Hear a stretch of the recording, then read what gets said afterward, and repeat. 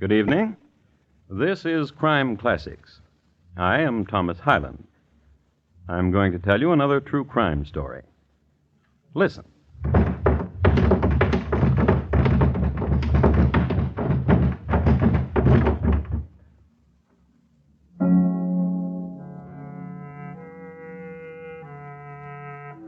The man who just fell down the stairs is Colonel James Fisk, Jr. Although the colonel is a man given to the consumption of dozens of Blue Point oysters and bottles of heady wine at a sitting, his friends were given to pointing him out as a man inordinately steady on his feet. So why did he tumble down the stairs, and in New York's Grand Central Hotel, no less, where stair tumbling was frowned upon? The colonel didn't slip. He wasn't pushed. He was shot.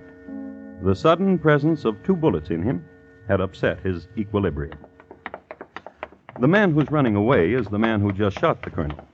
His name, Edward S. Stokes. Until recently, the colonel's very dear friend. There he goes. And tonight, my report to you on the checkered life and sudden death of Colonel James Fisk, Jr. Crime Classics, a series of true crime stories taken from the records and newspapers of every land, from every time. Your host each week, Mr. Thomas Hyland, connoisseur of crime, student of violence, and teller of murders. And now, once again, Thomas Hyland.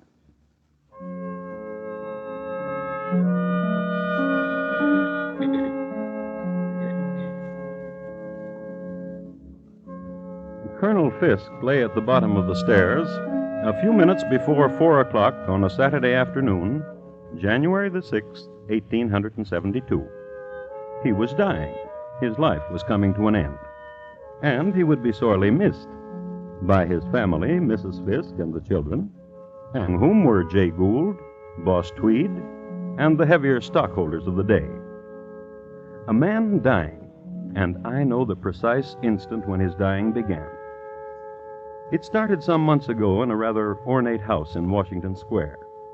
2 women were talking, and the younger one said, Annie, how can I meet Colonel Fisk? That was the instant.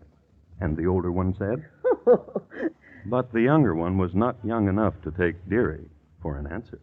I mean it, Annie. I want to meet him. He's so wealthy, isn't he? And all I have is a black and white silk dress and an empty purse. So very empty, dear Annie. Oh, orphans in the rain and empty purses sadden me so, dear Josie. And I've heard he's coming here tonight to visit with you. The dear Colonel says I set such a good table. Dear Josie. Yes? Walk over there to that cabinet, dear Josie. In the very bottom drawer, you will find 2 candlesticks given to me by the minister from Egypt. Get them.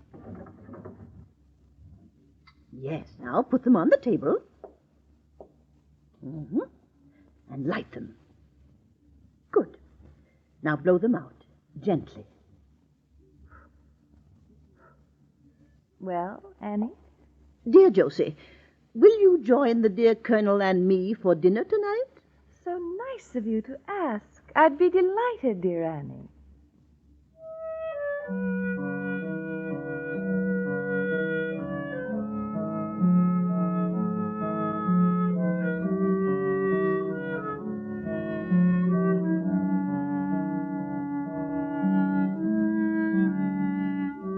And so it was that Colonel Fisk and Josie Mansfield met. I kiss your hand, Josie. You're a very sweet man. Oh, isn't she a dear? So lovely. And so poor. So sad.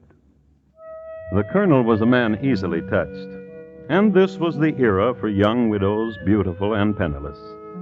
It was the era for weeping at the mere thought of such a situation. It was a decade of compassion and champagne. And this night, the meeting night, was one of the most poignant of the decade. Tomorrow, Josie, a jewel to lie against the throat. Oh, Colonel. My carriage will call for you at noon and bring you to me. The necklace counter? Of course, my dear. More wine?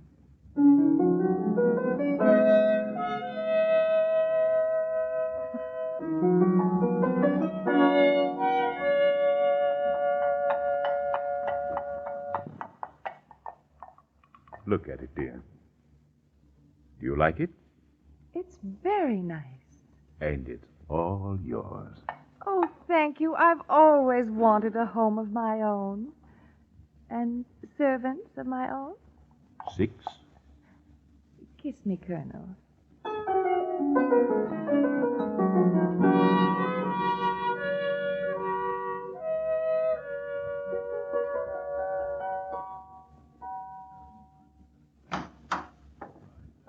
Good evening, Colonel. Evening, Quimby. This is Mr. Stokes. May I take your cane, sir? Thank you, Quimby. This is in the drawing room. She's waiting for you. This way, Stokes. Hello, Colonel. And you must be the Colonel's best friend, Mr. Stokes. I hope this is no imposition, ma'am. Preparing dinner? Certainly not. I just sat here all day, listening to the new present the Colonel sent me, while the servants made ready. Do you like the new music box, my dear? It reminds me of you when you're away from me. Such a pretty speech. How fortunate you are, Colonel. Oh, wait till you taste her pheasant a la Esther. I can hardly wait. Excuse me for a moment. Where are you going, Colonel? I left a small package for you out in the carriage, my dear. And Of course, we'll excuse you. So, you're Mr. Stokes. I must say he was right. You are elegant. He was right. You are very lovely. And you're... What? You are. Will you help me light the candles? Josie. Will you help me with the fireplace? Josie. The music box is run down. Will you... Josie. You won't help me with anything. You're wicked. You're very wicked.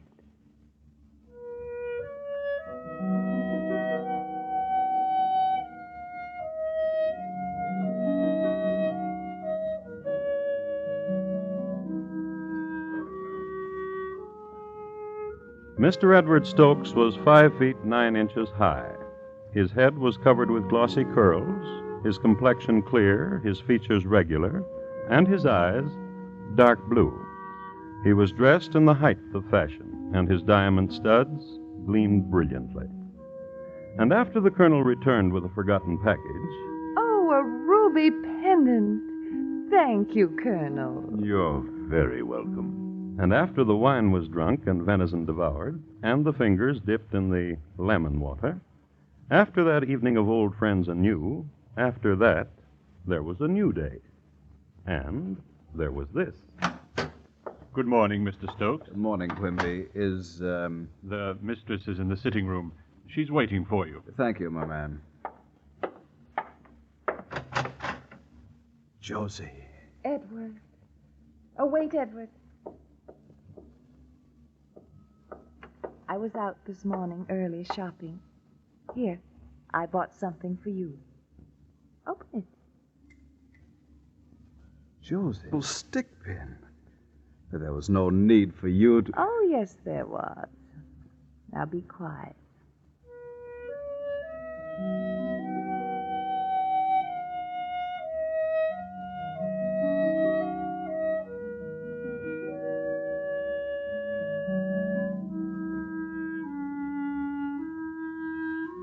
Wild, storm-tossed lovers you might care to eavesdrop upon, since they'll give you a better understanding of the currents sweeping these two upon violent shores, like this one. The best champagne in New York. Now take off your little shoe.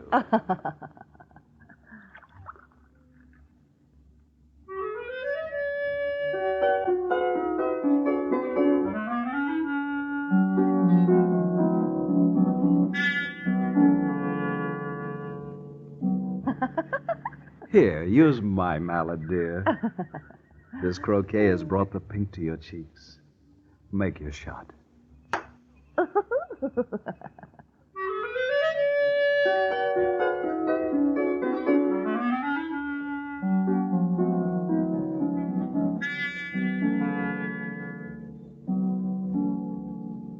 As is always the case in skullduggery of this sort, there is an in the meanwhile in the Park Avenue home of Colonel James Fisk, Jr. the colonel and his lady. The children have been tucked away for the night, the servants snug in their quarters, as were the animals. A quiet hour. An hour for a man for family discussions. You fool! You cheat! Blackguard! Dear, the children, you'll awaken them. A woman like that. Have you no compassion in your heart? She's a widow, Ha, ha! alone in the world. I am but her advisor. Ha, ha! Now that's all you are. What are you talking about? What all of New York is saying. And that is? Ha, ha! And that is? The most concerned is the last to know. Know what? Your precious widow and Edward Stokes. What? Ha, ha, Colonel! Now you know what I've been through. The aggravation, the shame, the heartache, the sorrow, the unrequited love.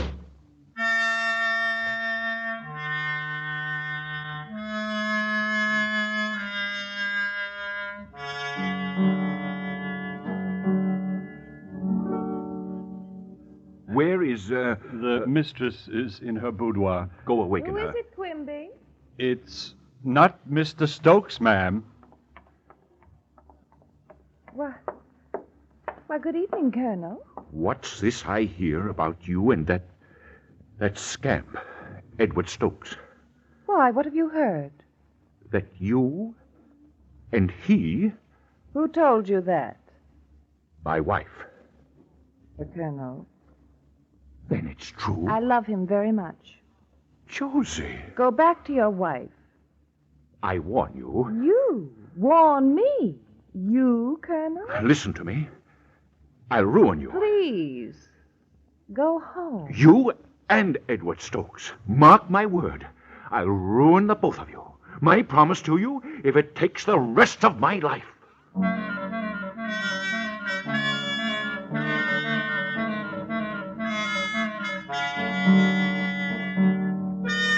The colonel left. The colonel was driven to his club, where the colonel spent the night. And the next morning, early, the colonel began the final week of his life.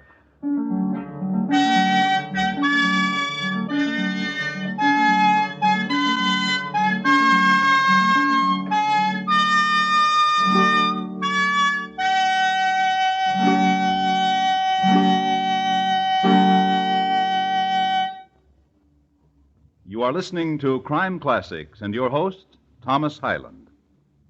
A dead man's coat is the key to a killing. Its disappearance starts Mr. and Mrs. North off on a merry, mysterious manhunt tomorrow night. Don't miss Coat of Arms, a matter of murder confronting Pam and Jerry North.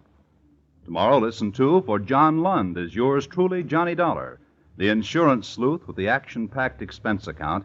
And now, once again, Thomas Hyland and the second act of Crime Classics, and his report to you on the checkered life and sudden death of Colonel James Fisk, Jr.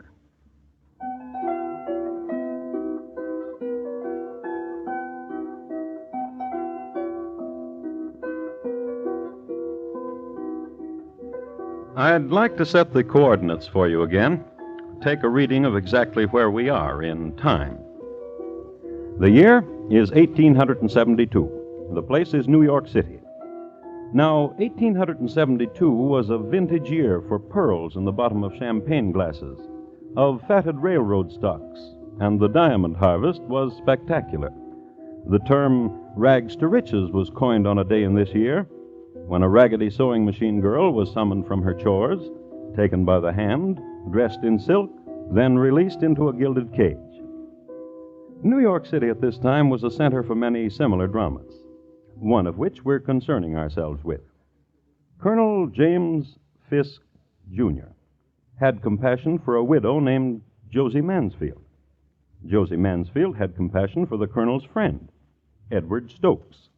The colonel, upon hearing of this arrangement, immediately went into action, in a colonel-like manner. Your Honor, I want to swear out a warrant for the arrest of Edward S. Stokes for embezzlement. Why, certainly, Colonel. We'll have the culprit in jail in no time at all.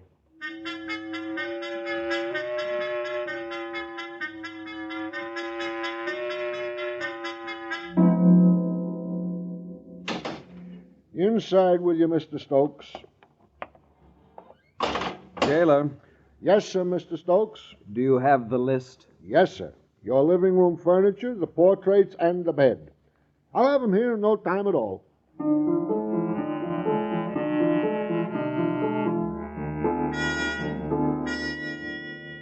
Edward Stokes was a model prisoner for 2 days.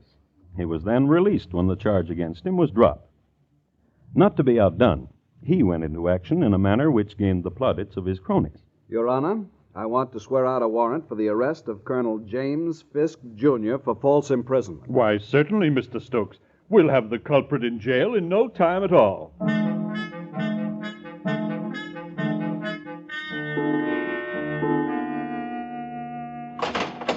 Jailer, Yes, sir, Colonel. The living room furniture, your easy chair in the library, and the bed. I'll have them here in no time at all.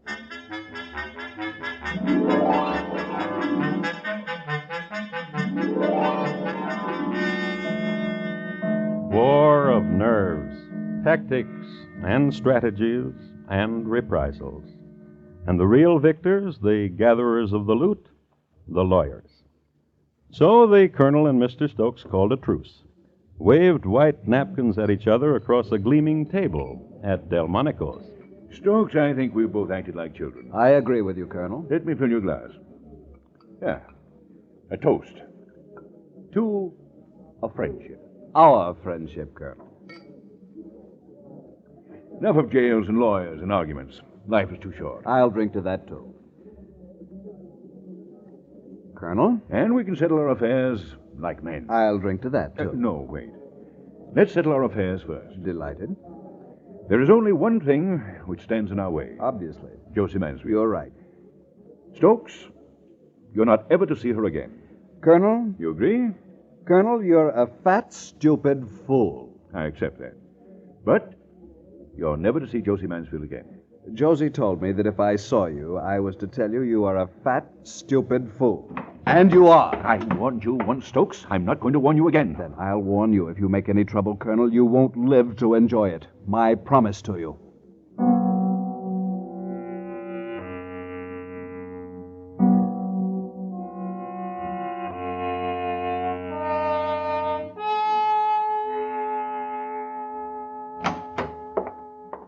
Good evening, Mr. Stokes. The mistress is in the parlor.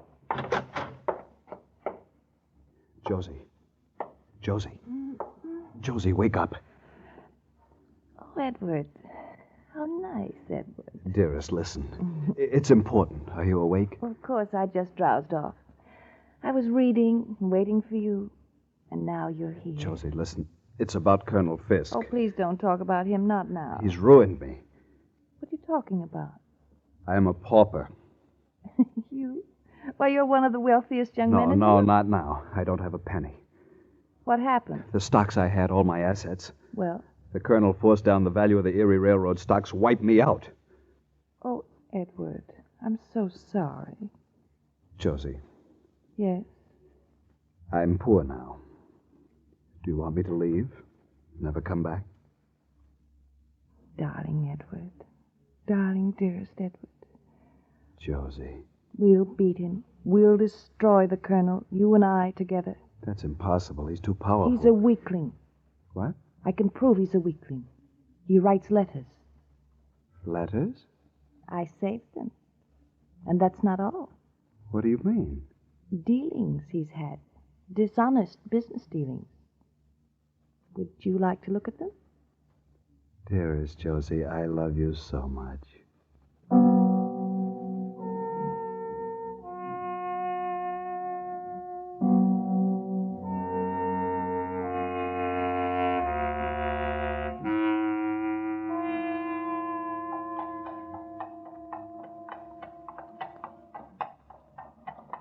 So that's why I thought it more discreet to hire a cab, Colonel. Surely you understand. I must tell you, Stokes, when I agreed to meet you, to ride with you in a hired hack at night... I explained the necessity of secrecy, Colonel. As indeed you did not. You merely said secrecy. That is why I must tell you I am confused. Have you made another decision about Josie? A tentative decision, Colonel. Tentative? Yes, it depends on you. Oh? I need money. I know. Badly. I know. Colonel, Yes? you love Josie very much, don't you? I understand you now, Stokes. I thought you would. You want me to reimburse you for the money you've lost? $250,000. I know. In return for which, you'll give up Josie. That's right. I'm sure there must be a name for you, Mr. Stokes. I'm sure of it. I had an experience last night. I had dinner at home with my wife. The children were with us. After dinner, I played on the floor with my children. I heard them laugh. I heard my wife laugh, too. And I laughed, too. And there was no other meaning behind my laughter except enjoyment of my family. Very touching. And rewarding. Then you're not interested in my proposal. I'll get off at the next corner, Mr. Stokes. Tell the driver. Of course. Next corner, cabby. Well, Mr. Stokes, give my regards to Josie. Tell her I'm truly sorry for what's going to become of her. Goodbye, Mr. Stokes. Colonel, wait. I'm sorry we have nothing else to talk about. Except the letters. What letters? You have a rich way with words, Colonel. I congratulate you. I don't understand. Oh, of course you do. The letters you wrote to Josie. I see. All of them. I see. They could ruin you. Perhaps. I remember one of the letters opened with, "Dearest Josie, my poor little widow, your sad tears still on my shoulder." $10,000. And another, "Dear Josie, this morning I was at Tammany Hall, and with Boss Tweed arrangements were made to relieve the city." $10,000. $250,000 for the letters, Colonel. 10,000, or you may publish them or do what you want with them. Surely you're not serious. Good night, Mr. Stokes. 10,000. Bring your letters to me tomorrow, and you shall get your money. Good night.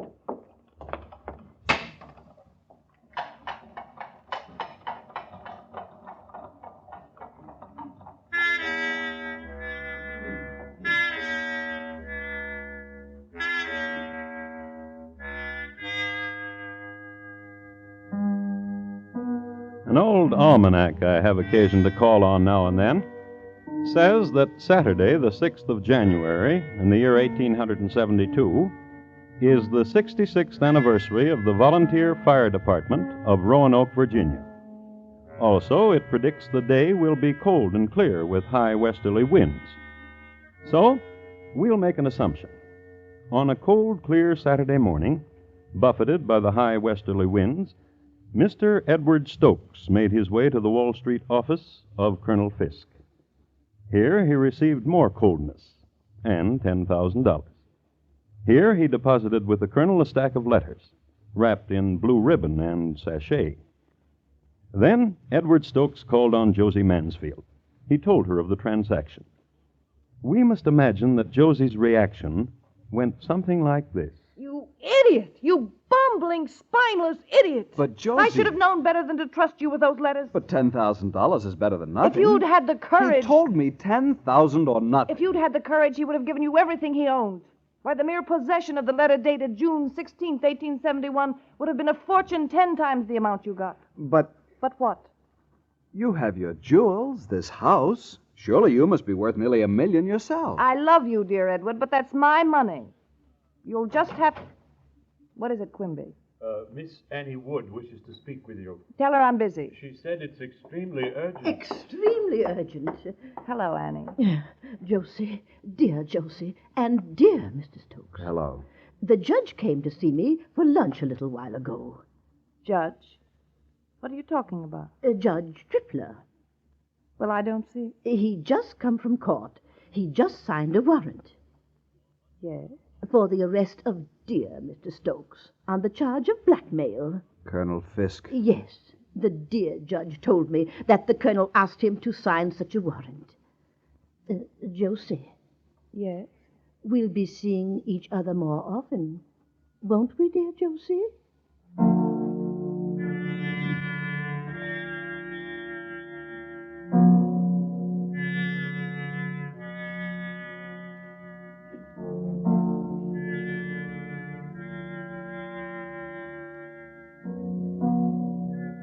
Publication of the time. I quote, "The next that was seen of Edward Stokes, as far as is known, was at a few minutes before 4 o'clock, when he was walking carelessly up and down the main corridor of the Grand Central Hotel on the parlor floor. This corridor is 1 story above the street, is parallel with Broadway, and at its northern end is reached by a staircase from the street. Passing and repassing the head of the staircase, Stokes glanced furtively down the stairs. It was nearly 4 o'clock when Colonel James Fisk, Jr., drove up in a carriage to the door. Stepping out of his carriage and walking briskly across the pavement, he passed through the outer door of the hotel. When he had done so, he was heard to inquire for a certain Annette Latour. He was told she was in and started up the stairs.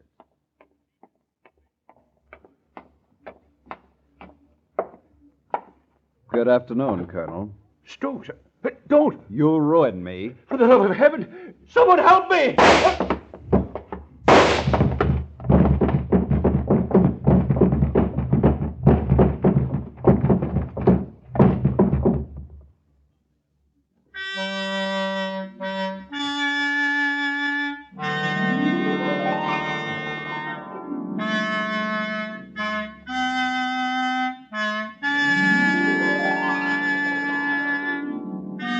Edward Stokes was restrained a block away.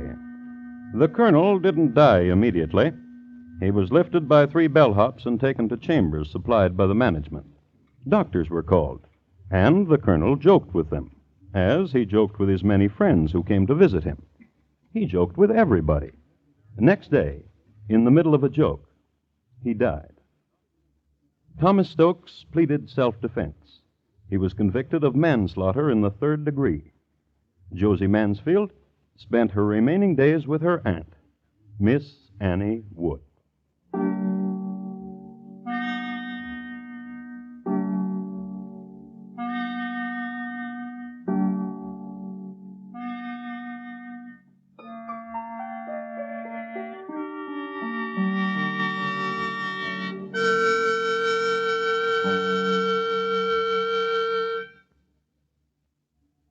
In just a moment, Thomas Hyland will tell you about next week's Crime Classics.